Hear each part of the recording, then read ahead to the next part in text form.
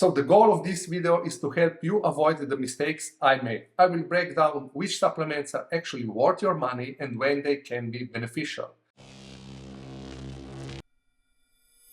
Hey, what's up guys, Daniel here from DM Fitness. In today's video I want to shed some light on supplements in the fitness industry. I will be sharing my personal experience along with what science has to say. Back in 2007, it was 2006, that's when I first started my fitness journey. I was a skinny fat guy, too shy to join the gym, so I invested in a pull-up bar and some free weights and started training in my attic. At the time, I was reading different magazines, Men's Health, Flex magazine and other bodybuilding publications. Honestly, most of them were full of nonsense. Every other page was an ad promoting some supplement, claiming that if you took it, you would look like the bodybuilder in the picture, who was probably on performance-enhancing drugs. As a young guy wanting to build muscle, lose fat and get visible abs, I was an easy target for those scams. I walked into a supplement store and the guy at the counter, a well-built, friendly dude, I still remember him very well, started talking to me about different supplements like gainers, creatine, pre-workouts, multivitamins and much more.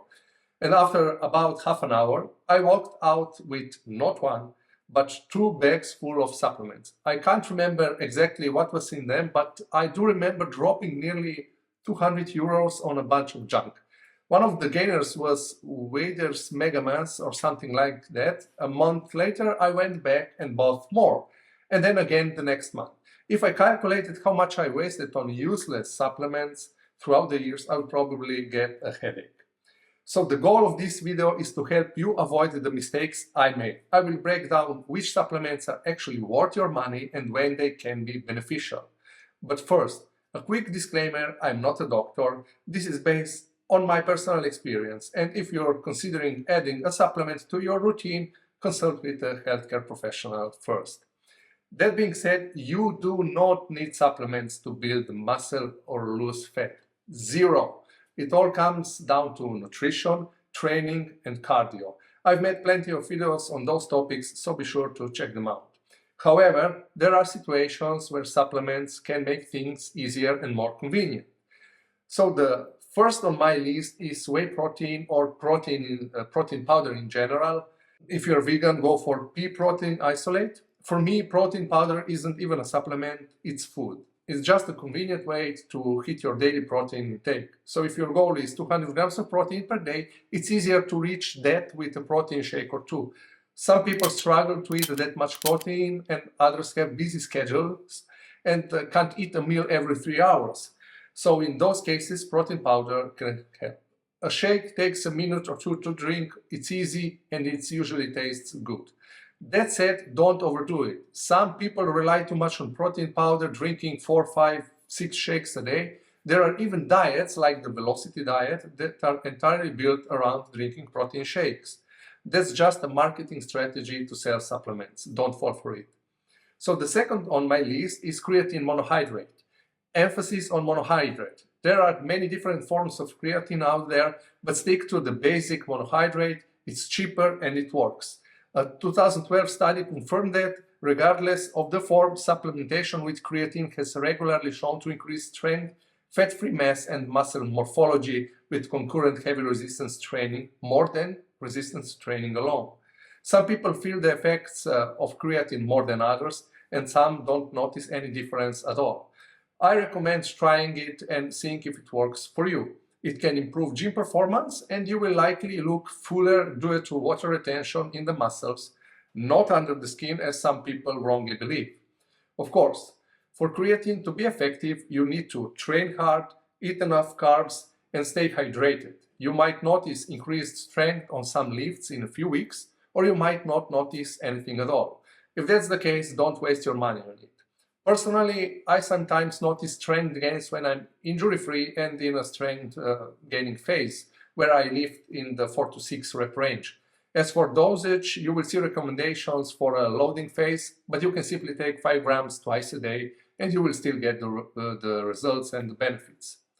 Number 3 on the list is glucose or dextrose. I drink this during and after my workouts. Some may argue that glucose is only for endurance athletes, but combined with creatine and heavy lifting, it helps replenish glycogen stores, maintaining energy and performance throughout your workout. Research supports this. Supplements composed of glucose or glucose polymers are the most effective for replenishment of muscle glycogen, whereas fructose is most beneficial for the replenishment of liver glycogen. Plus, glucose is cheap. I use it when bulking and adjust the quantity when I'm cutting, so it can be 50 or 60 grams down to 15 grams. Number 4 on my list is vitamin C. Vitamin C is underrated when it comes to recovery. Studies show it can reduce muscle damage after intense exercise. In fact, 3 studies showed positive outcomes associated with decreased markers of muscle damage after intense exercise with some form of vitamin C supplementation. However, high doses over long periods aren't recommended. If you're an adult, don't exceed 2000 milligrams per day. A safe and beneficial dose is 500 to 1000 milligrams pre-workout. Next on my list is a pre-workout and caffeine. Caffeine is a stimulant that can boost focus, energy, and even fat loss. A recent study found that pre-exercise intake of a moderate dose of caffeine may effectively increase fat utilization during aerobic exercise of submaximal intensity performed after a fasting period. What is a moderate dose of caffeine? Taking about 3 milligrams of caffeine per kilogram of body weight, which is around 240 milligrams for an 80 kilos person, before exercise can increase fat utilization. Most pre-workouts have caffeine as the main ingredient, but there are also complex formulas with different compounds. You will need to experiment and see what works best for you. If you're sensitive to caffeine, there are stimulant-free pre-workouts that can still be beneficial. Now, of course, there are plenty of other supplements on the market, and to name a few, most popular that I tried are BCAAs and EAAs. These are essential amino acids that help with muscle repair, but if you eat enough protein, you don't need them.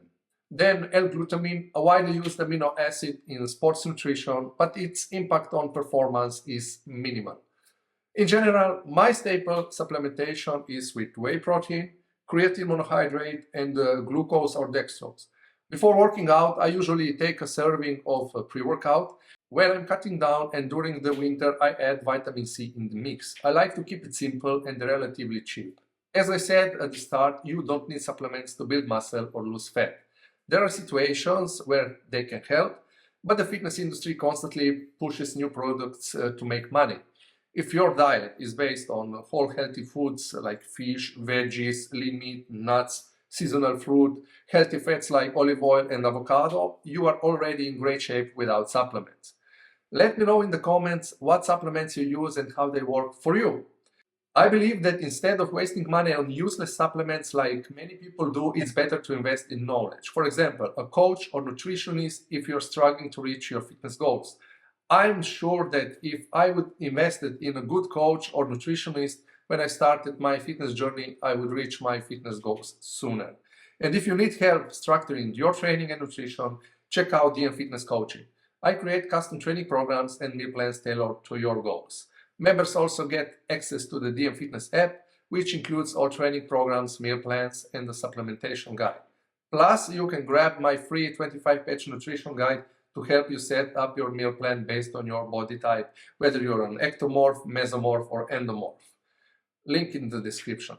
Thanks for watching. Don't forget to like and subscribe. Until next time, train hard and take care.